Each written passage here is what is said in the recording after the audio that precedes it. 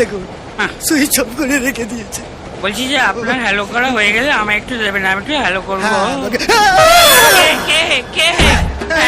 Phone কেন দেবো? কি করবেন? ওই বাবা, আমি আমার এলাকাতে এসে এলাকা চিনতে পারছি না, একটু ট্রাফিক পুলিশকে ফোন করে জিজ্ঞেস করবো কাকু কাকু 2 নম্বর সিধু বোস লেনটা কোথায়? এই শুনুন, রামকৃষ্ণ দিব্যি বলছি। হ্যাঁ, আমার ব্যাগ হারিয়ে গেছে, আমার মাথা গরম হয়ে গেছে। হ্যাঁ, আমি যে কোনো সময় ভায়োলেট হয়ে যেতে পারি। ওরে বাবা যে, সেটা বড় কথা নয়, বড় কথা হচ্ছে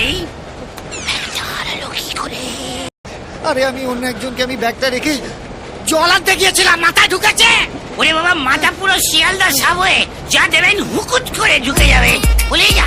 ওরে রামকৃষ্ণ, তারপরেই তো ট্রেনটা ছেড়ে দিল। ওই দেখো, ওই আমার ট্রেনের গল্প। এই সারাদিন ধরে ট্রেন ধরাধরি চলছে, আমি তো ট্রেন ধরিয়ে বেড়াই লোককে। এই তো একজনকে ট্রেন ধরিয়ে দিলাম, আপনাকেও ধরিয়ে দেবো ভাইজি। বলুন কোন ট্রেন ধরবে? হ্যাঁ আমি বলি, আমি, আপনি, আমি এই যে ট্রেনে রয়েছি, ট্রেনে।